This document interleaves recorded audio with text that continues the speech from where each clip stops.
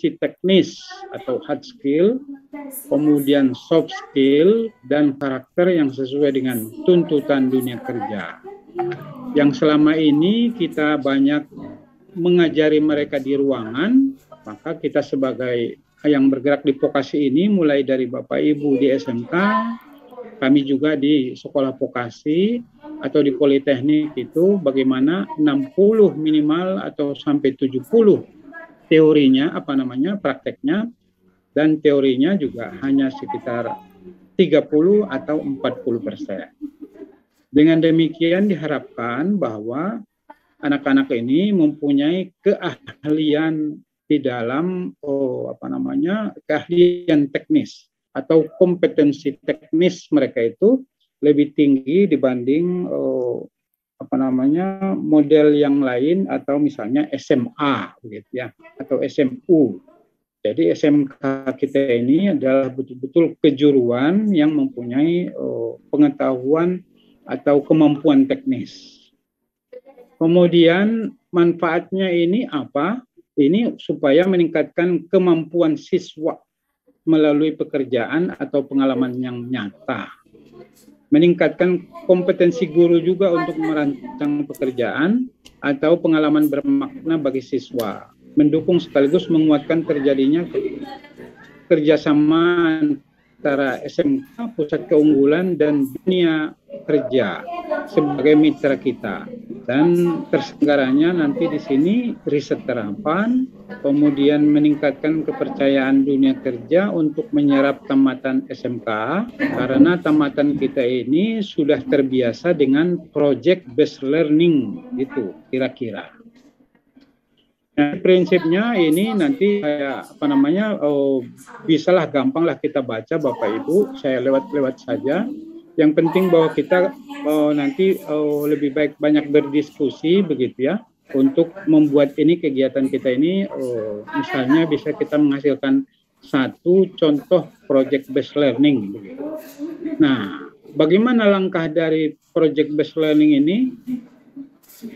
Mempersiapkan aktivitas dengan contoh nyata, memilih siswa sebagai perancang proyek, kemudian membahas dan mengumpulkan latar belakang informasi yang diperlukan, kemudian menegosiasikan kriteria evaluasi yang akan dilakukan, baru mengumpulkan material yang diperlukan, yang keenam, mengerjakan rancangan proyeknya, yang ketujuh, persiapan presentasi proyek, yang ke-8 itu presentasi dari proyeknya ini, berarti ini udah mau akhir, udah mau selesai.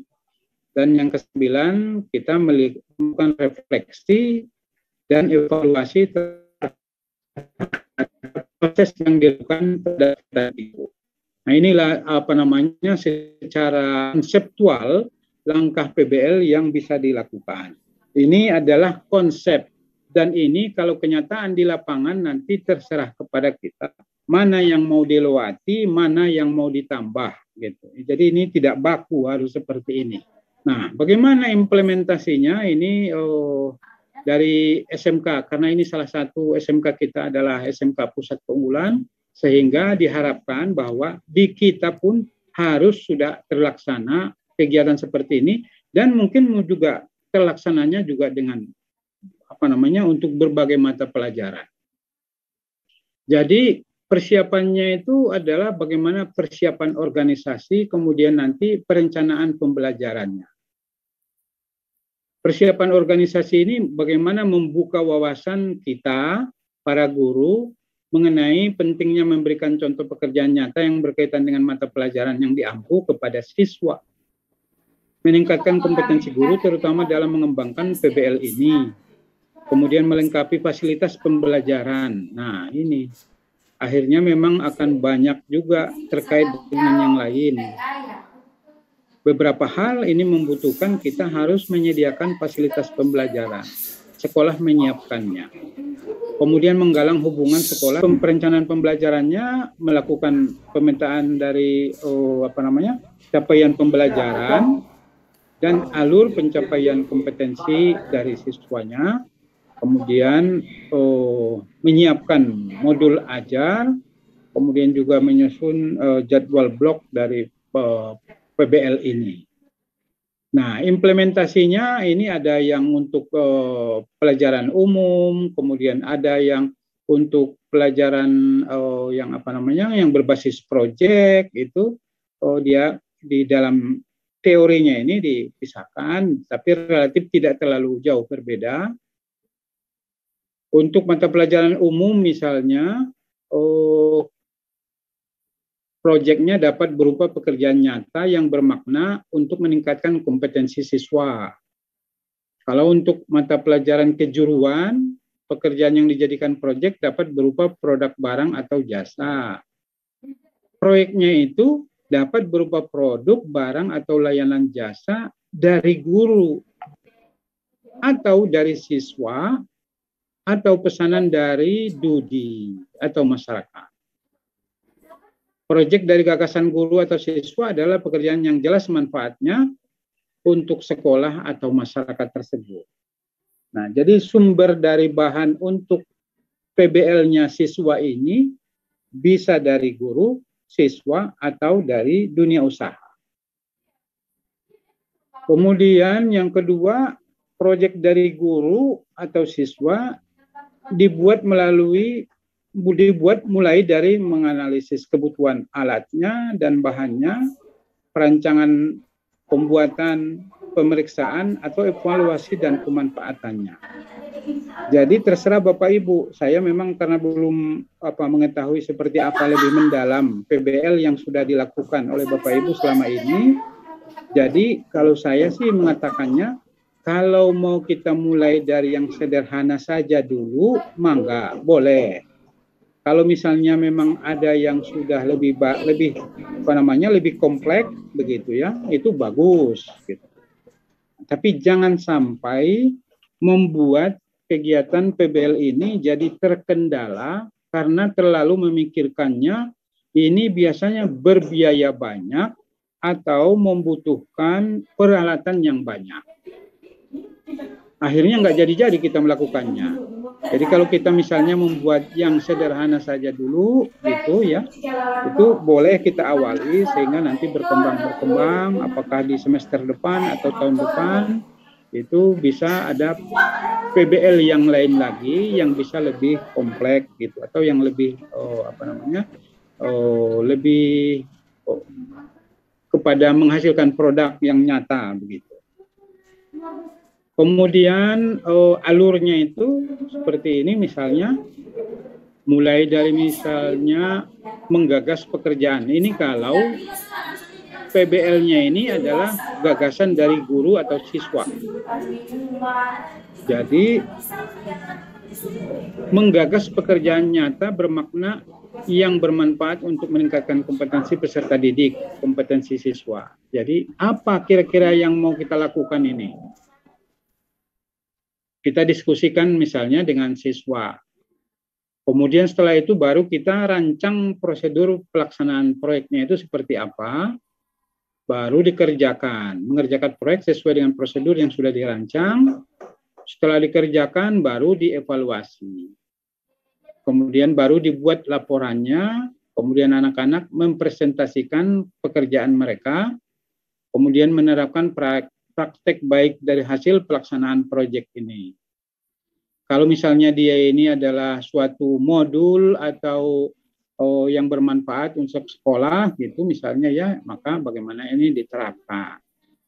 Misalnya bagaimana membuat di bagian keuangan atau akuntansi setelah dipelajari oleh siswa, kalau sesuai, nah bagaimana ini apakah bisa diterapkan sebagai praktek baik atau best practice di sekolah. Hasil dari PBL siswa itu. Kemudian kalau dia itu berbasis proyek, nah sama sebetulnya menggagas proyek sampai kepada nanti bagaimana menggunakan proyek itu untuk sekolah. Kalau ini adalah hasil gagasan guru atau siswa. Nah, kalau ini misalnya pesanan dari mitra, ada perusahaan minta supaya kita melakukan suatu kegiatan atau proyek. Maka setelah menerima pesanan tersebut, kita analisis Kemudian kira-kira kita mampu nggak gitu ya. Kemudian setelah kita memutuskan mampu, maka kita kemudian setelah periksa quality control dan terus, kemudian setelah selesai maka kita kemas, baru kita serahkan atau kita kirim.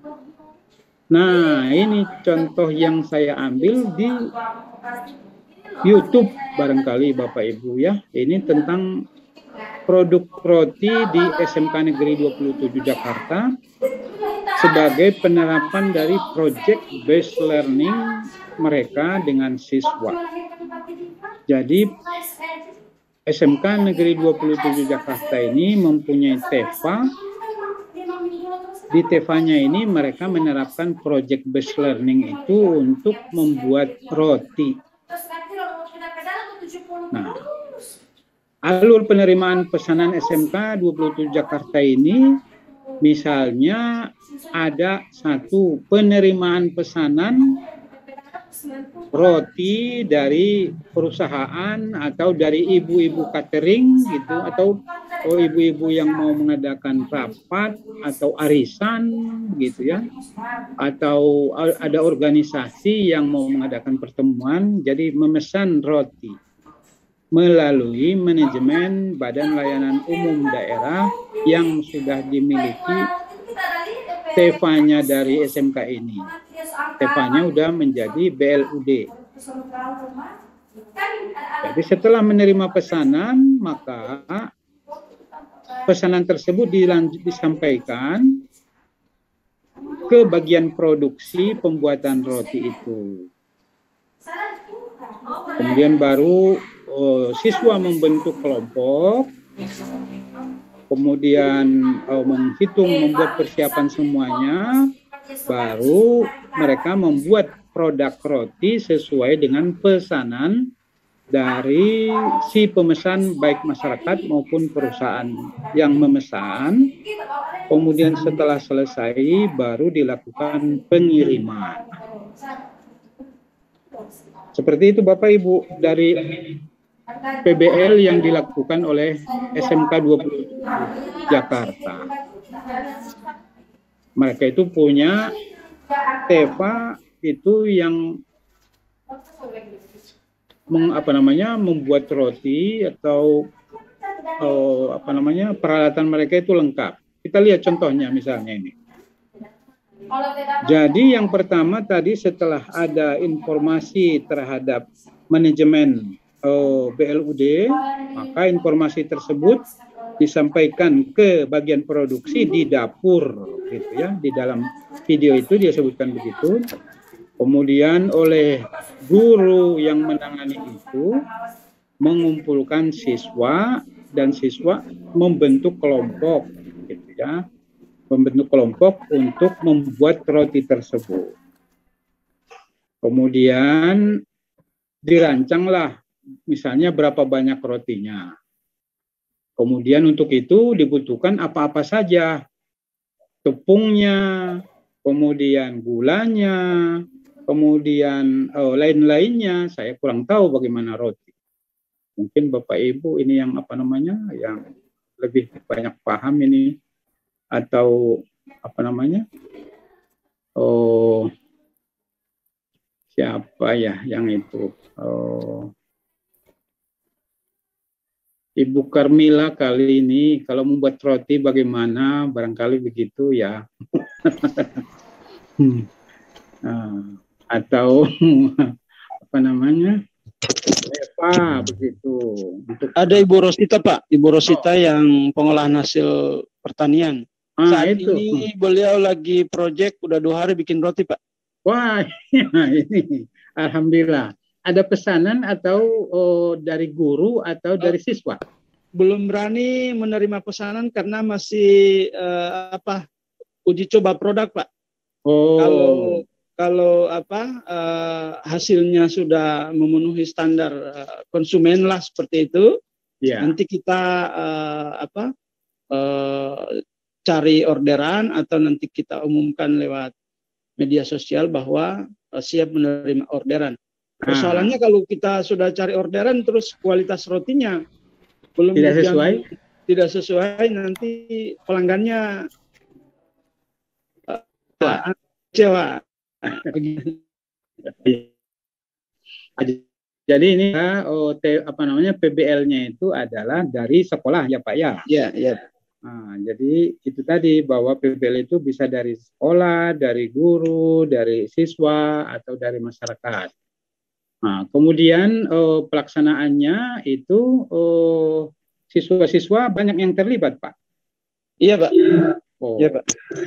Jadi mereka misalnya kan kita buat berkelompok begitu ya. Betul. Betul. Nah, ya. Seperti inilah kita coba lihat nanti, mudah-mudahan relatif sesuai, mana yang tidak sesuai atau mana yang perlu kita perbaiki, sehingga ini kita sebut betul-betul kita bagian dari melaksanakan PBL itu di sekolah gitu. Jadi ini pun Bapak Ibu sekali lagi ini saya ambil dari internet, jadi Bapak Ibu siap tinggal melihat di YouTube saja seperti apa. Jadi informasi pesanan ini setelah tadi diterima, maka dibicarakan dengan siswa, semuanya dirancang, bahannya apa, kemudian berapa lama kita menyelesaikan pekerjaan ini, kan begitu ya, ada timeline-nya segala, itu untuk bisa pesanan tersebut untuk bisa dilayani. Kemudian dilakukan pembicaraan bersama, persiapan dan pembagian tugas oleh kepala dapur, siapa yang bagian apa. Kalau dia beberapa jenis roti juga misalnya gitu ya, jadi akan beda-beda. Ini dibicarakan di sekolah. Kemudian selain itu rupanya Ibu Kepala Sekolah ini juga turut untuk memberi pengarahan dan semangat kepada siswa-siswanya bahwa kalau kita bisa nanti menghasilkan roti ini, maka ini akan menjadi roti yang membuat sekolah kita terkenal seperti yang tadi disampaikan oleh Pak Kepala Sekolah. Awal-awalnya kita coba dulu, kemudian kita rasakan bersama, kemudian setelah itu nanti apakah setelah dicoba, kira-kira Bapak Ibu mau membeli ini dengan harga berapa, kan gitu ya. Jadi willingness to pay-nya itu berapa kira-kira? Apakah kalau misalnya nanti dijual harganya apakah 5.000, apakah 4.000, apakah 3.000 gitu ya. Nah, ini nanti kalau misalnya dia 3.000 gitu ya. Saya sih merasa bahwa dengan rasanya, ukurannya saya hanya mau membeli ini 3.000 saja gitu. Karena ada saingannya di pasaran yang lain yang harganya juga tidak jauh beda, kemudian enak juga begitu ya, kemudian ukurannya juga itu bersaing dengan ini, jadi kita jangan membuatnya terlalu mahal. Tapi kalau misalnya dibuat 3.000, tapi dia itu biaya produksinya itu berapa? Kalau biaya produksinya 3.000 berarti itu impas. Kalau awal-awalnya mungkin masih oke, tapi kalau biaya produksinya 2.000, masih ada untung. Begitu juga sebaliknya, kalau dia lebih mahal, maka nanti kita akan rugi begitu. Kalau rugi berarti untuk membuat produksi roti yang kedua, modalnya sudah mulai berkurang. Ini yang jadi masalah ya. Nah, setelah Ibu Kepala Sekolah memberi pengarahan juga, memberi motivasi kepada siswa untuk membuat roti ini dengan lebih baik. Kemudian baru siswa mulai bekerja. Setelah semua siswa-siswa tentulah pasti mereka ini sudah teori dulu kan gitu ya. Mereka diberi teori dulu, kemudian bagaimana membuat roti ini, campurannya apa, kalau tepungnya sebanyak ini, gulanya ini, kemudian apalagi ya, yang lainnya itu, kemudian jenis tepungnya apa, begitu. Kemudian setelah itu nanti ini akan menghasilkan berapa unit, berapa biji roti yang dihasilkan, gitu.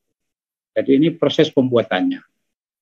Setelah itu lanjut kepada proses berikutnya, sampai kepada ada yang menimbang, mengaduk, gitu-gitu ya, dengan alat-alat yang sudah dimiliki oleh sekolah tersebut. Kemudian memang kalau kelihatan gambarnya ini sih, videonya ini mereka ini sudah TEVA-nya sudah canggih, bahwa alat-alat ovennya ini juga sudah sangat bagus itu mereka dalam membuat roti ini. Kemudian setelah tadi ditimbang segala apa, diadon gitu ya, sesuai lah Bapak Ibu yang bagian inilah yang relatif sangat tahu bagaimana prosesnya ya. Jadi ini yang dilakukan oleh siswa itu, yang biasanya kita melakukannya di rumah dengan anak kita. Jadi ini juga di sekolah itu kita dengan siswa kita, kan gitu ya. Jadi setelah mereka diajari, mereka bisa melakukannya. Ini nanti juga sama tujuannya adalah bagaimana anak-anak ini bisa membuat roti tanpa kita lagi. Kita hanya memfasilitasi saja. Kalau di rumah pun nanti kita hanya bisa mengajari saja anak-anak. Kalau di rumah kita itu anak-anak kalau malas-malasan dijewer gitu.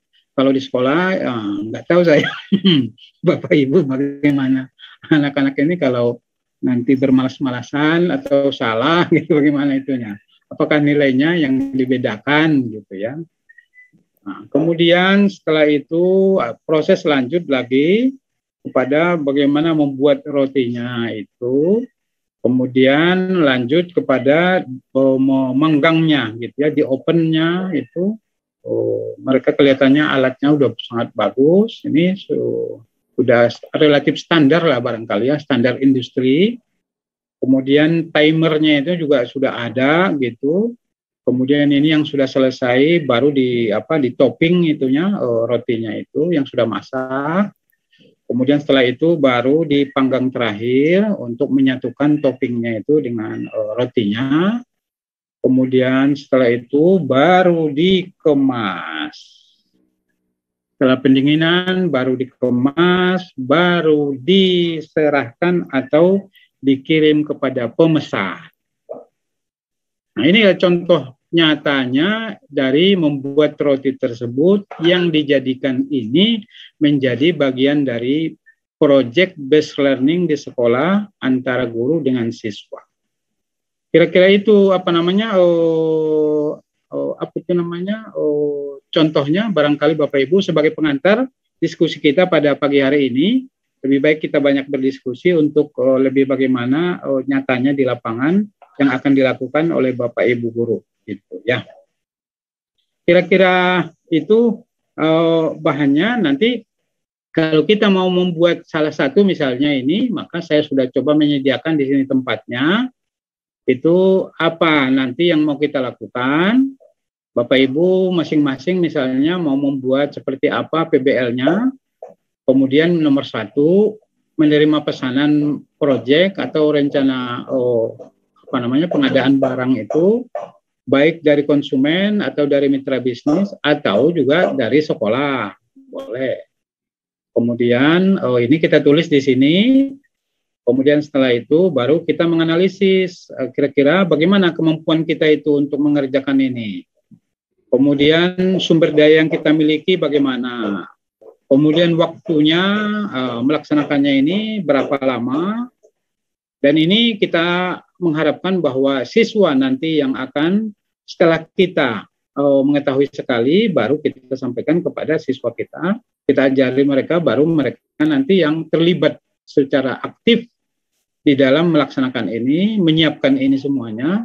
Kalau mau membuat roti tadi seperti yang dibuat oleh Ibu Guru di Paguyaman, itu nanti berapa lama ini dari sejak kita mulai bekerja sampai kepada proses pembuatan rotinya lah, sampai dia selesai dipanggang, kemudian dikemas. Kalau kita nanti bekerjanya pagi, itu nanti apakah jam 12 itu selesai, samalah seperti di catering kan begitu. Nah, nanti sore akan ada pesta misalnya begitu ya. Jadi saya harap supaya catering menyiapkan jam 2 sudah bisa catering sampai di rumah saya gitu kan. Jadi ini udah dipersiapkan semuanya dan ini dilakukan oleh siswa kita. dan gurunya memfasilitasi, kemudian sebagai tempat bertanya.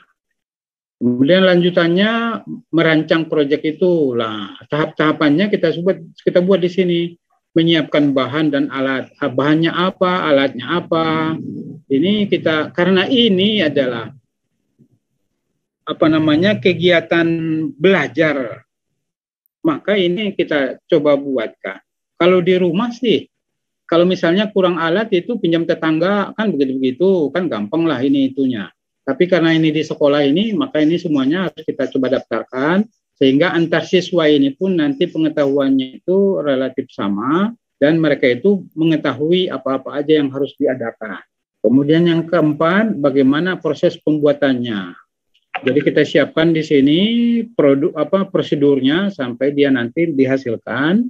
Kemudian yang kelima, setelah mulai selesai, guru dari awal itu sudah melakukan quality control, bagaimana melihat anak-anak ini bekerja, ada yang terampil, ada yang tumpah, ada yang ceroboh, kan gitu ya. Ini kalau dia satu kali sih mungkin ya itu kebetulan tidak sengaja. Tapi ada yang kerjanya nabrak-nabrak wae gitu, nabrak-nabrak terus gitu kan. Ada yang kerjanya itu sering tumpah. Wah, ini anak ini ceroboh ini. Bagaimana nanti kita menilainya dan bagaimana mengajarinya. Nah, ini semuanya kita lihat sebagai bagian dari quality control dan penilaian. Kalau guru itu mungkin menilainya, tapi juga sebagai quality control agar produk ini tidak gagal. Rotinya tidak gosong atau rotinya kurang matang, kan begitu ya. Akhirnya tidak sesuai juga. Timernya juga jalan. Itu berapa lama gitu. Kita buat timernya, siapa yang megang timer, siswa-siswanya bagi kerja. Kemudian yang terakhir, bagaimana mengemasnya, kemudian menyerahkannya kepada pemesan. Kemudian ini mengirimkannya, kemudian kegiatannya selesai. Kira-kira begitu Bapak Ibu untuk pengantar diskusi pada pagi hari ini yang bisa saya sampaikan. Kemudian mohon diskusi dari Bapak Ibu kira-kira seperti apa yang sudah kita lakukan dan bagaimana kita langkah ke depan. Demikian Pak Kepala Sekolah dan Bapak Ibu guru sekalian. Ya, terima kasih Pak Dahri sudah memberikan pemaparan materi kepada kami. Kali akan menyampaikan keadaan yang ada di sekolah kami, Pak. Ya, Bu. Ya, Pak. Bisa terdengar suara saya, Pak? Iya, terdengar. Walaupun sedikit-sedikit, kadang-kadang putus-putus juga, Pak. Iya Pak, ini ada kendala ini. Iya, monggo. Tapi jelas kok kalau jelasnya. Siap. Baik Pak. Tentu untuk proyek based learning ini Pak, ini ada beberapa hal yang bisa menentukan kegiatan ini, pembelajaran ini dapat berjalan sesuai dengan harapan. Yang pertama dipengaruhi oleh keadaan sekolah itu sendiri dari sisi fasilitas Pak. Seperti contoh yang disampaikan Bapak tadi, misalnya pembuatan roti dengan alat praktik yang sudah lengkap, gitu ya, sudah canggih, tetapi kenyataan di sekolah kami masih kurang fasilitas pembelajaran. Ini contohnya Pak, kami sudah 2 hari ini membuat roti, dan itu pesanan dari guru dan siswa. Alatnya di kami tidak ada Pak, tidak ada alat mixer, tidak ada proper, tidak ada open. Nah kami minggu kemarin berusaha untuk pinjam dari sekolah lain. Kami pinjam Pak alat-alat yang sederhana juga. Udah sederhana pinjam lagi Pak. Nah, alhamdulillah walaupun dengan keterbatasan alat praktik, kami sudah berusaha, sudah mulai melakukan proyek itu. masih dalam tataran Pak, saya sampaikan tadi masih uji coba seperti itu, tetapi anak-anaknya juga dilibatkan. Nah, kemarin kami evaluasi kualitas rotinya masih kurang sesuai dengan selera. Kan saya minta anak saya untuk mencoba karena anak saya itu hobi roti. Saya tanya, gimana anak rotinya? Katanya kurang bagus. Nah, sudah saya sampaikan ke penanggung jawabnya. Saya bilang ini roti kita belum sesuai. Akhirnya dijelaskan, oh ini Pak kendalanya ini dan seterusnya. Nah, berikutnya akan diperbaiki. Itu Pak contohnya. Kemudian di samping fasilitas itu untuk beberapa program keahlian kami itu tidak ada guru produktifnya Pak. Jadi memang agak kesulitan untuk memaksimalkan proyek itu karena tidak ada guru produktifnya. Ini contohnya di program keahlian teknik pemesinan itu nggak ada guru produktifnya Pak. Nah, tetapi saat ini kami lagi ada proyek Pak. Walaupun dipimpin oleh guru sejarah yang nggak ngerti mesin, gitu. Kebetulan ada Pak Alpian ini yang hadir. Tetapi sekarang Pak, anak-anak lagi ada permintaan dari sekolah, terutama dari program keahlian APHP, itu mereka pengen ada pembuatan atau pengaman jendela terali. Nah, jadi kami arahkan ke teknik pemesinan. Alhamdulillah mereka bisa menyanggupi itu dan sementara proses pekerjaan. Ya, barangkali dua hal itu Pak, fasilitas pembelajaran, alat praktek dan guru. Ya. Tetapi kami berusaha untuk maksimalkan. Kemudian perlu kami sampaikan Pak, di semua program keahlian kami, karena kami sudah dengan predikat sekolah pusat keunggulan, mau tidak mau harus berinovasi untuk melihatkan yang benar-benar layak diberi predikat pusat keunggulan. Yang pertama untuk ATPH, agribisnis tanaman pangan dan hortikultura, kami ada proyek penanaman jagung Pak. Jagung untuk tahap pertama ini ada kurang lebih 1 hektar. Itu pesanan dari program keahlian agribisnis ternak unggas Pak. Karena hasilnya nanti akan kita olah menjadi pakan ternak. Nah, seperti yang mungkin Bapak pernah lihat di sekolah, walaupun cuma dari luar Pak, itu kami dulu 2020 kami sudah berhasil membuat pakan ternak konsentrat yang sudah diuji cobakan di BPOM. Dan alhamdulillah sudah layak untuk digunakan. Banyak dari pengguna sudah memberikan testimoni, ada beberapa sekolah yang pesan. Tetapi karena gurunya sudah dipindahkan, jadi tidak ada lagi Pak yang langsung terjun di situ. Ada guru yang lain tapi tidak punya kompetensi yang cukup. Nah, tetapi kami tetap berusaha untuk akan melanjutkan itu. Nah, itu pun alat-alatnya kami curi dari sekolah lain, Pak. Karena tidak ada alat di sekolah kami. Nah, jadi kami terkenal dengan ngambil-ngambil aset dari sekolah lain, Pak. Kemudian untuk tata busana, nah, kami juga ada program keahlian tata busana, tidak ada guru produktifnya, Pak. Nah, tetapi ada proyek sekarang, Pak. Ada proyek permintaan dari ATPH dan APHP baju lab, Pak. Nah, baju lab, dan alhamdulillah sementara persiapkan untuk pembuatan itu, kami memaksimalkan siswa yang sudah pernah PKL yang sekarang duduk di kelas 12. Nah, mereka akan menjadi tutor kepada kelas 11 maupun kelas 10 untuk menyelesaikan proyek pembuatan baju lab. Seperti itu, Pak. Iya, Pak. Iya. Kemudian untuk teknik pemesinan tadi sudah saya sampaikan, walaupun tidak ada gurunya, sudah ada pesanan dari program kalian yang lainnya, pembuatan terali.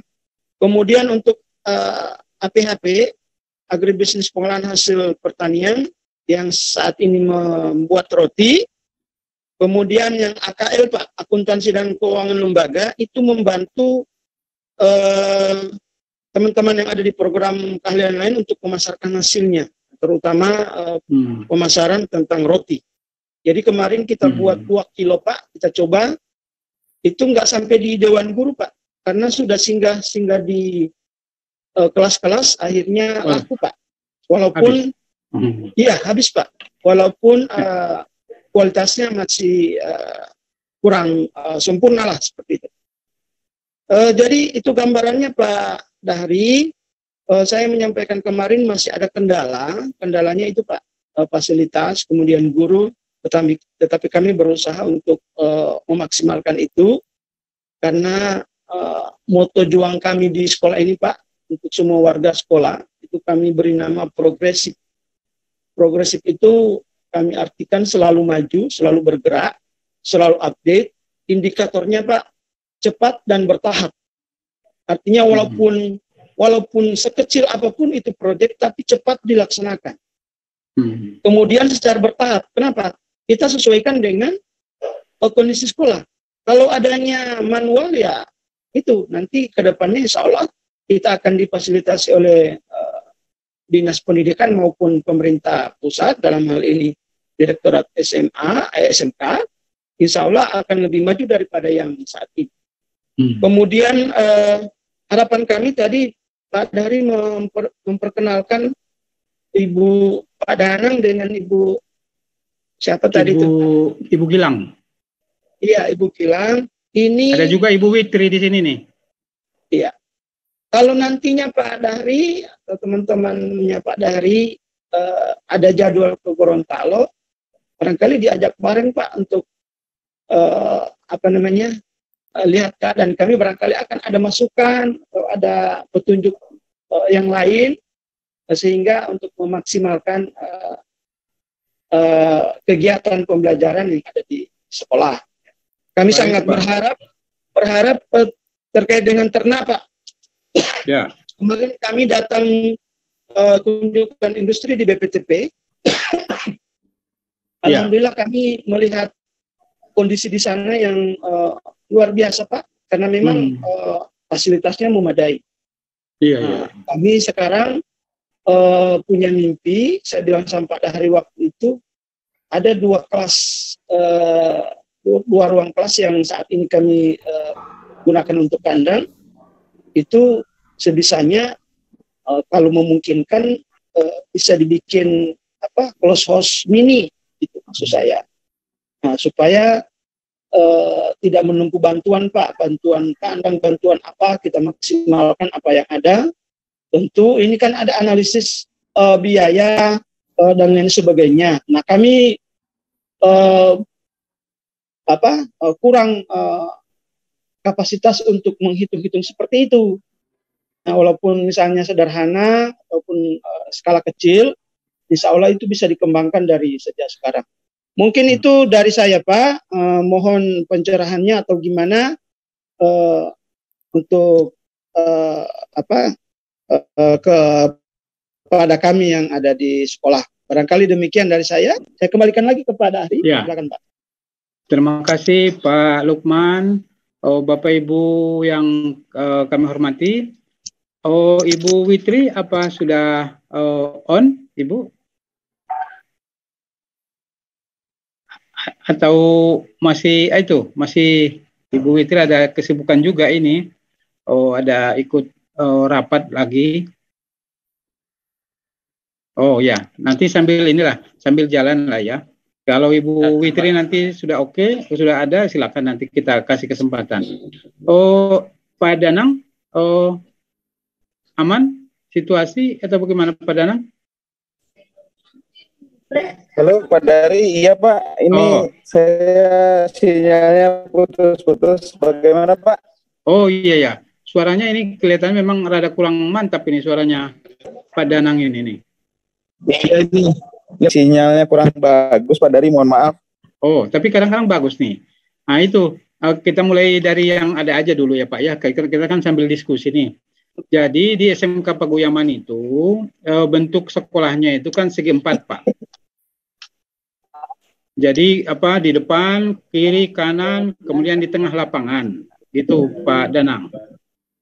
Jadi ada 2 ruangan di pojok di sebelah kanan itu, yang paling ujung itu yang rencana mau dibuat ruangannya disulap menjadi kandang ayam. 2 ruangan gitu Pak Danang. Mungkin nanti ruangannya itu dijebol gitu ya. Sehingga ruangan 1 dengan ruangan 2 itu jadi nyambung, jadi kelihatan jadi lebih luas. Ya, ya. Nah, kalau itu mau dibuat jadi kandang ayam mini close house, itu kayaknya nggak terlalu jauh juga dengan yang di Cianjur kemarin. Relatif seperti itu saya lihatnya Pak Danang. Nah, kalau ini misalnya ini nanti dibuat secara sepintas lah, bayangan dari Pak Danang bagaimana kira-kira nanti ini? Monggo. Baik Pak Dari, mohon izin mungkin nanti kalau detailnya mungkin nanti bisa kita lengkapi atau diskusi lebih lanjut ya Pak. Mungkin gambaran tahap awal kalau dari cerita tadi dari Bapak Guru atau Bapak Kepala Sekolah, jadi memang bisa Pak untuk dibangun kandang. Nah cuma Pak Dari berbicara mini close house ini sebetulnya perlu ada hitungan secara ekonomis gitu Pak. Jadi nanti kapasitas maksimal itu supaya tidak rugi dalam maintenance, menggerakkan peralatan, itu kan butuh biaya listrik ya Pak ya. Nah ini perlu perhitungan secara ekonomis. Nah mungkin kalau tahap awal mungkin Pak kita bergerak dari kandang sederhana dulu gitu Pak. Kalau memang belum ada kandang di sana, kemudian kita coba lihat proses budidaya hasilnya seperti apa. Nah kalau nanti ternyata hasilnya baik gitu ya, kemudian kita lihat juga nanti ukuran perilnya itu panjangnya berapa, lebarnya berapa, lahan yang ada. Nah kemudian kita hitung secara ekonomis kalau memungkinkan untuk di-upgrade jadi mini close house, ya mungkin nanti bisa kita upgrade gitu Pak Dari. Iya. Monggo Pak Lukman. Terima kasih Pak Danang. Itu yang pengetahuan yang kami tidak punya. Jangan sampai ketika kita langsung bikin close house-nya, tapi biaya operasionalnya lebih banyak sehingga tidak ekonomis. Nah, jadi terus terang Pak, saat ini kami ada ayam kampung.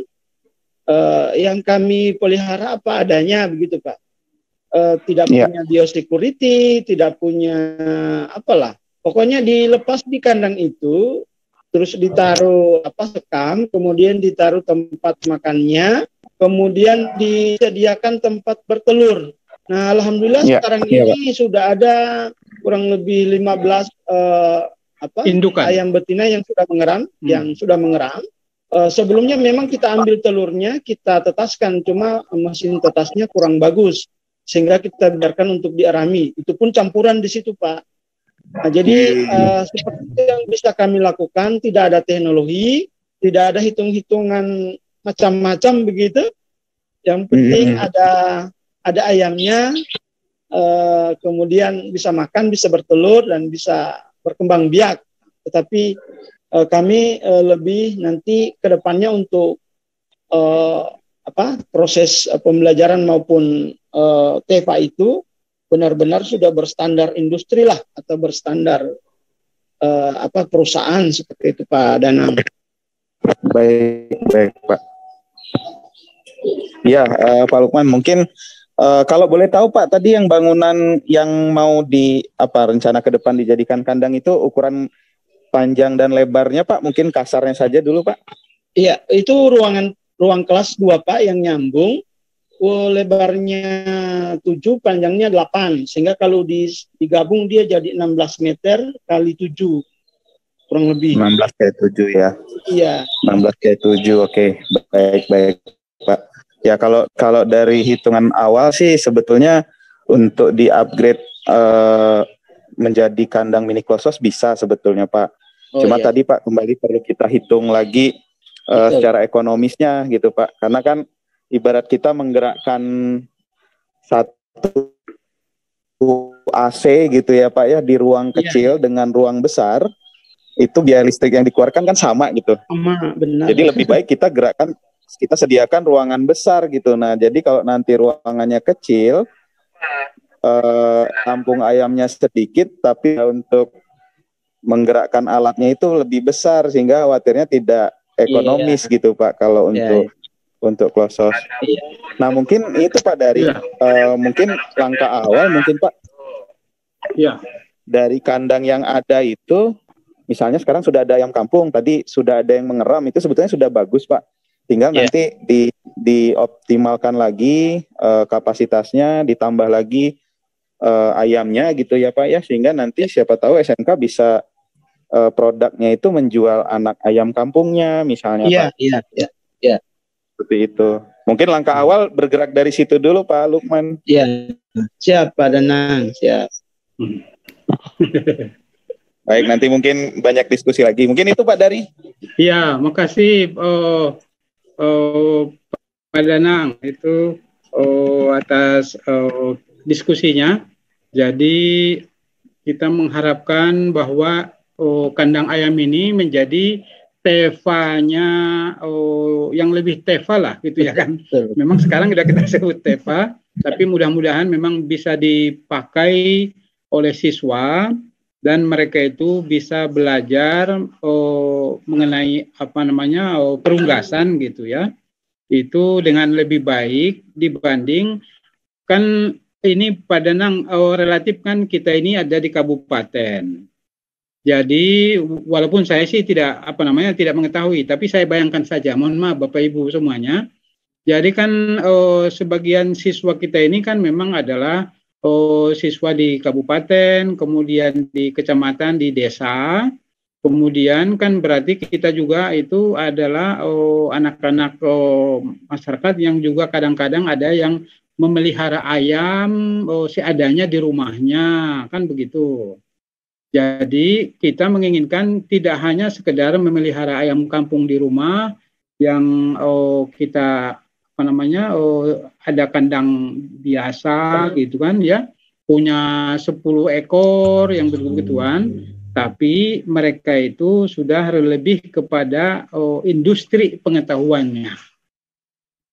Sehingga itu mudah-mudahan mereka bisa mempelajarinya ini di sekolah.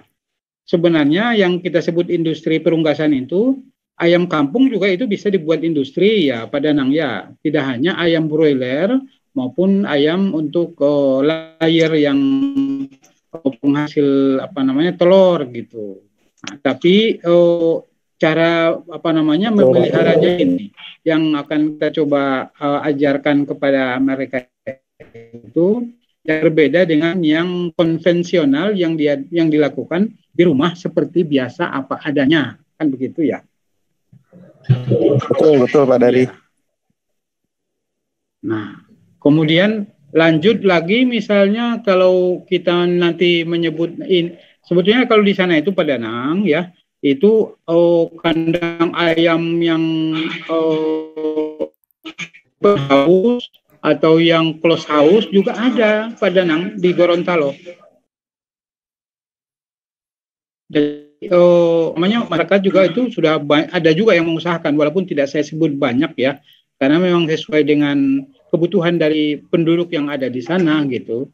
Jadi yang kandang ayam di pinggir jalan, kalau kita mau pergi ke Bualemo itu ada kelihatan. Jadi ada juga itu yang sudah mengusahakan gitu di sana. Jadi mudah-mudahan juga dengan anak-anak ini mendapat teori seperti itu, mereka juga jadi lebih ahli lagi lah di dalam perunggasan ini.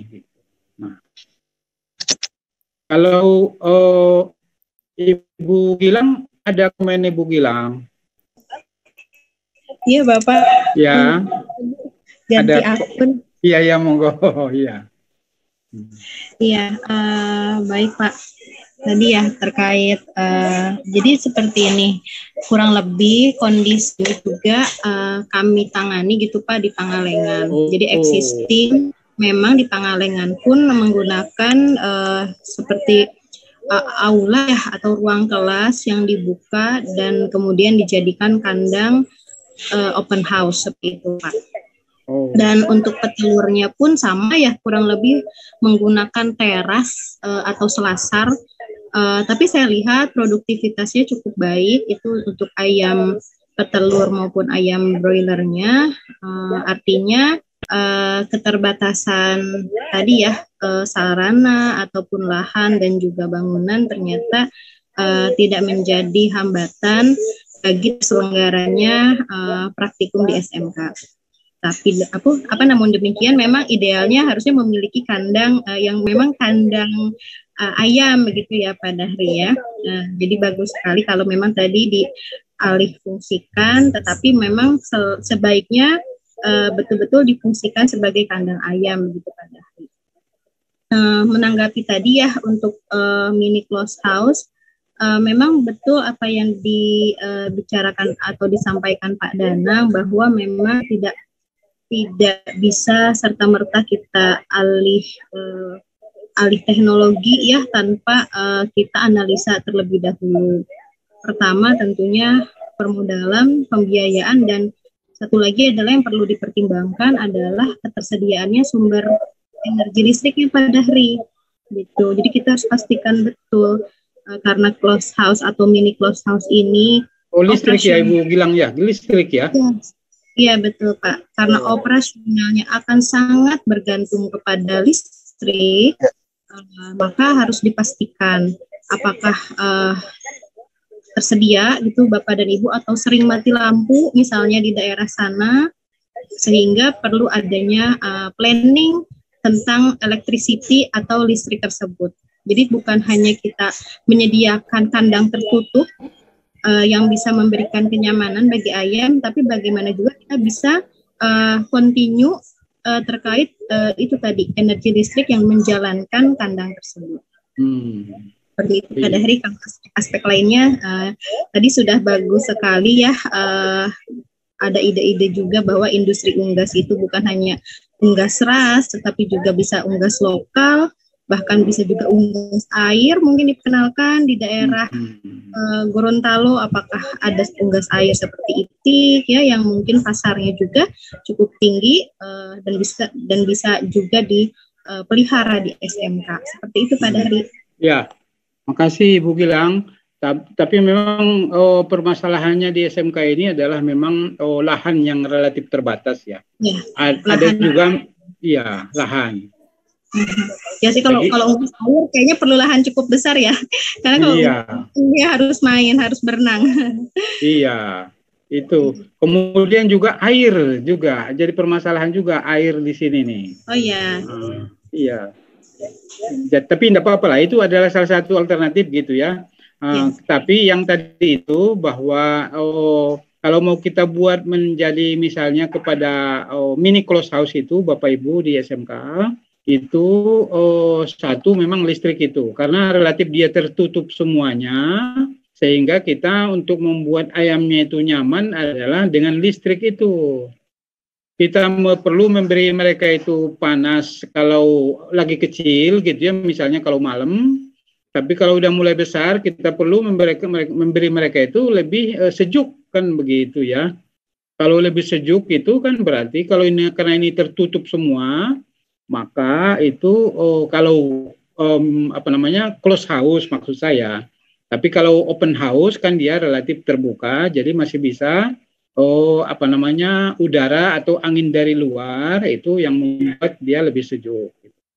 Tapi kan kalau yang namanya close house itu adalah itu kita mau mengurangi dampak dari luar sehingga yang namanya penyakit kan gitu ya itu lebih berkurang, sehingga nanti tingkat kematiannya pun jadi lebih sedikit. Nah itu.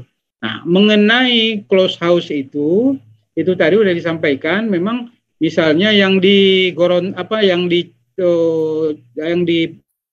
Cianjur maupun yang di Pangalengan yang kita dampingi itu relatif mereka itu per sekolah itu mengajukan peralatan itu kemarin sampai berapa Ibu Gilang? 900 juta atau berapa?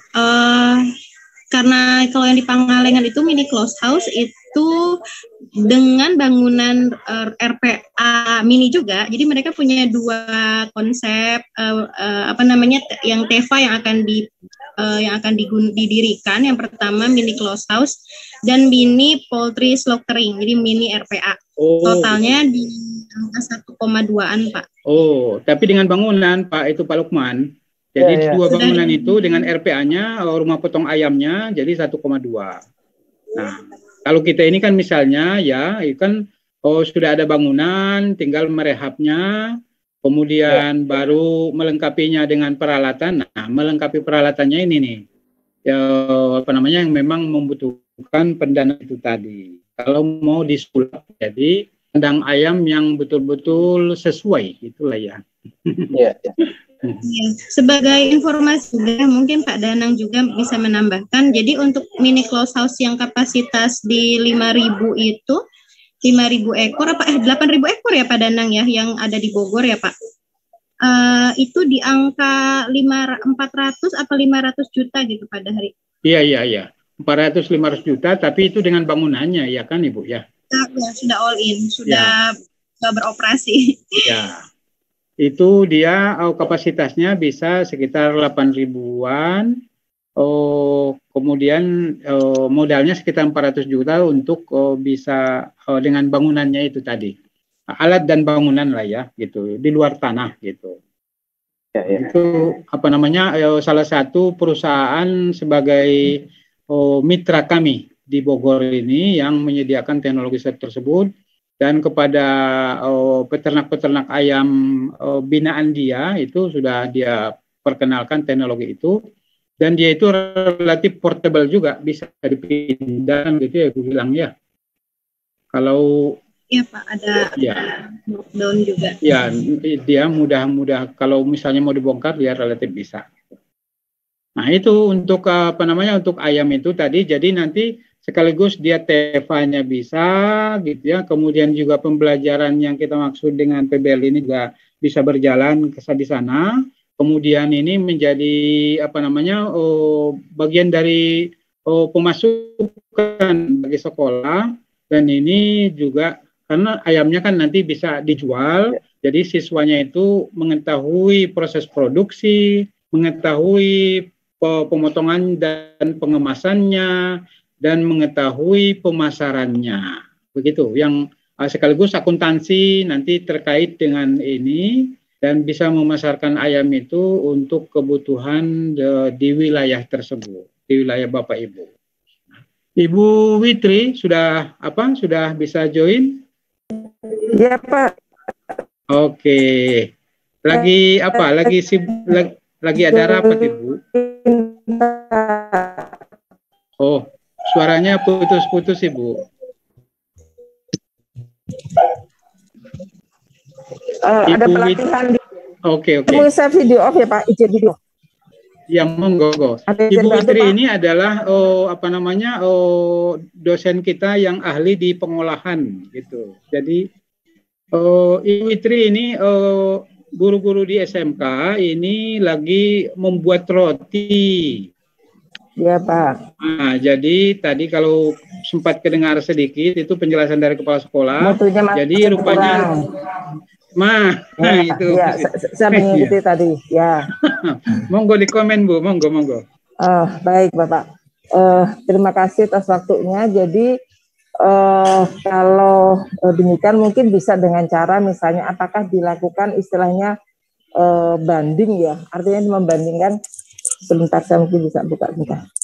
Membandingkan antara roti yang menjadi ikon di Gorontalo atau paling tidak yang dengan harga sekian itu mutunya seperti apa. Karena roti enak itu juga tergantung dengan harganya, karena bread improvernya juga bisa berbeda, hasilnya juga bisa berbeda juga kan begitu.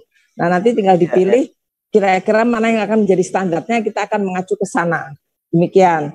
Kemudian kalau orang mengatakan enak dengan tidak itu kan juga kadang relatif, tapi mungkin bisa dicari permasalahannya apa. Kadang-kadang mungkin rotinya adonannya oke, tetapi mungkin isinya kurang banyak sehingga orang mengatakan, aduh ini kok kurang. Nah, kurangnya ini apa, harus dirinci satu persatu, ditanyakan. Jadi mungkin bisa dengan kuesioner atau ditanya jawab semacam itu. Itu bisa dilakukan. Ya. Atau mungkin juga dibuat dengan yang adonan biasanya sama, hanya isinya beda atau bentuknya yang berbeda. Kemudian sekarang kan orang larinya ke ukuran yang agak lebih kecil ya, sehingga ukuran lebih kecil tapi isinya lebih banyak, sehingga harganya agak lebih mahal. Tetapi orang tidak bosan hanya dengan satu roti, kenyang. Lebih bagus dengan 2 roti tapi dengan rasa yang berbeda, atau rasa di mix macam itu. Yang standar kan misalnya